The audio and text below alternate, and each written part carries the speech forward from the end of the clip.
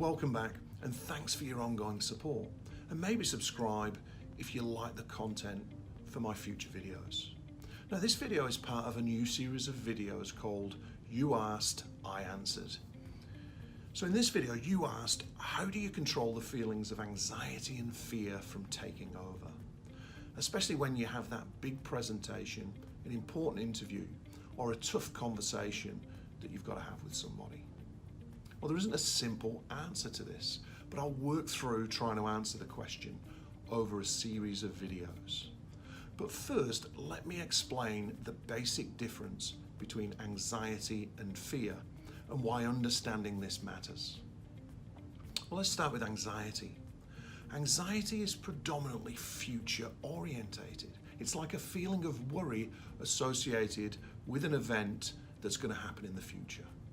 This can include all sorts of thinking errors, like catastrophizing or generalizing about potential future outcomes.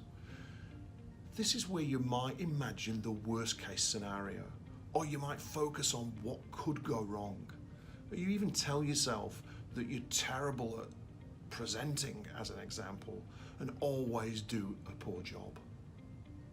So let's compare that with fear. Well, fear is more immediate. It's an alarm response to present and imminent danger that could either be real or, more often than not, is just perceived.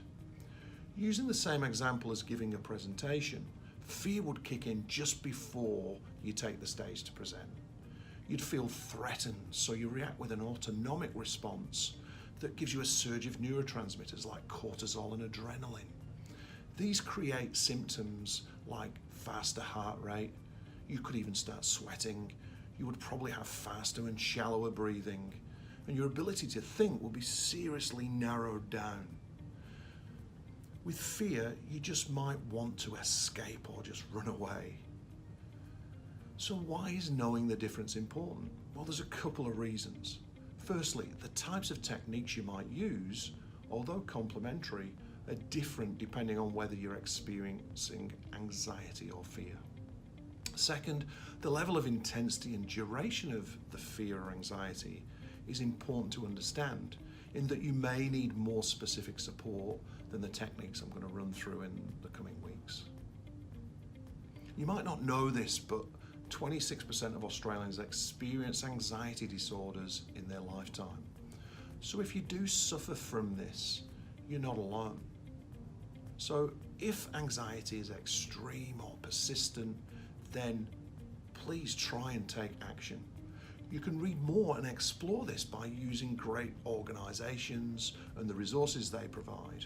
And Beyond Blue is a great resource for that. I'll also link that down below. And don't forget, talk to your GP or doctor. They're also a great starting point to help you deal with some of these issues. Well, that's it for this video. Don't forget to hit subscribe if you want to get part 2, where I'll talk about more specific techniques that you can use to deal with fear and anxiety as it relates to leadership. Thanks, and see you next time.